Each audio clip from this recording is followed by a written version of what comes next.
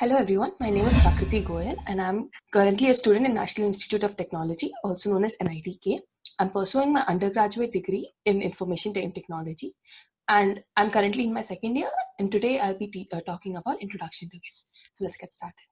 Introduction to Git. Before I speak anything about Git, it's very important to know what Git is. Well, Git is a distributed version control system. A version control system is basically a software that helps software developers to work together and maintain a complete history of all the works done. Well, what does this mean? Well, you and your team is working on a project. Now, obviously, each and every one of you would have some changes to make, and more often than not, these changes are linked. Now, suppose teammate X made a change, and you need these changes to move further ahead.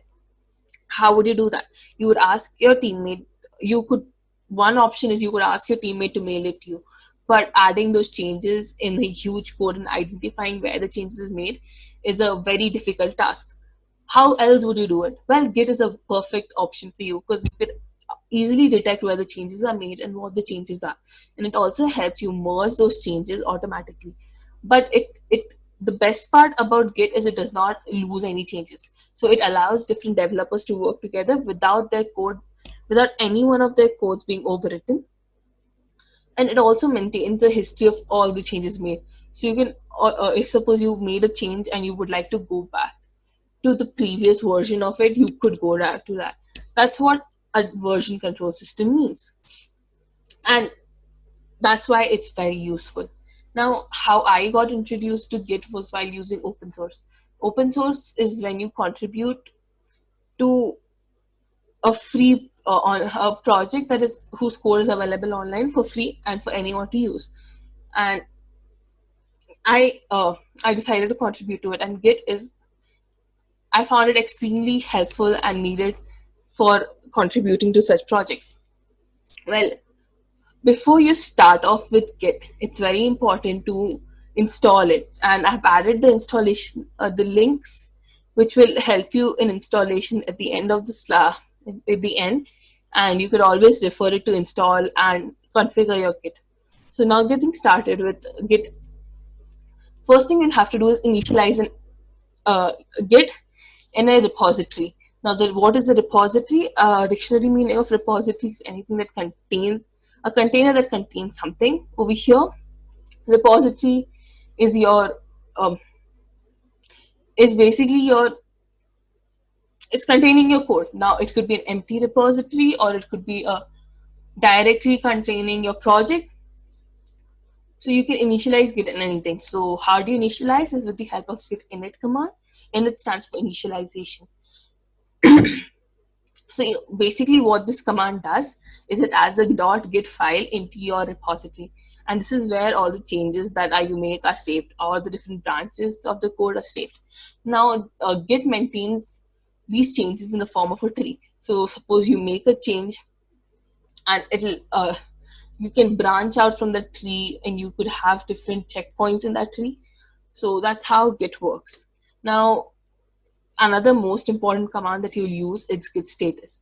Anything that you add, that you delete, modify is shown over here in very clear format. Now you could see over here that initially in my repository I had hello.txt as a file added. You could start with an empty repository, or you could have multiple more files, but you could see that this is in red color. uh, this is because right now this change is not ready to be committed. What committing means is telling Git that yes, I'm ready to save these files, and these part of my code work properly and I would want to save it. That's what commit does. Now hello.txt right now is not ready to be committed. So how do I commit it? Is by the hell how do I commit it? Is a two-step process. Firstly, I need to add to the staging area. Staging area is where you tell Git, yes, these are the files that I'm ready to change, that I've changed and I'm ready to be committed. So first you add it to the staging area, and now you can see it's become green. So you could say, yes, now I'm ready to commit it. So how do you add it? Is with the help of git add file name, and that's it. Like over there, and you can see that it's added to the staging area. Once it's added to the staging area, you can commit it. You commit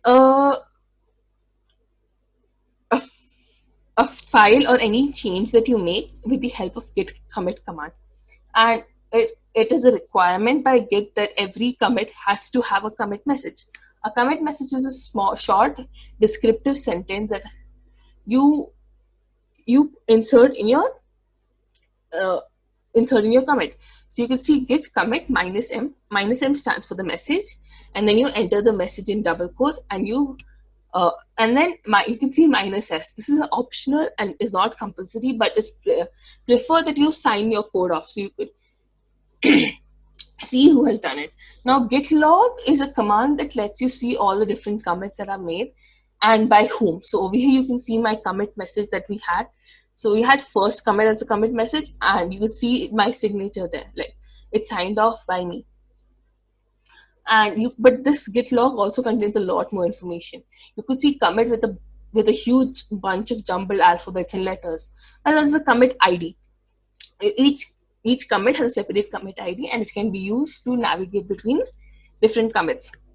You can also see a head pointing to a master. Well, head is where the repository resides currently. So as I said, it's a form of a tree, and where your repository currently points it is where the head points, and master is basically the name of the branch. So by convention, master is the default branch. You could always change to a different branch, and I've added the links to learn about that at the end of the video, at the last slide.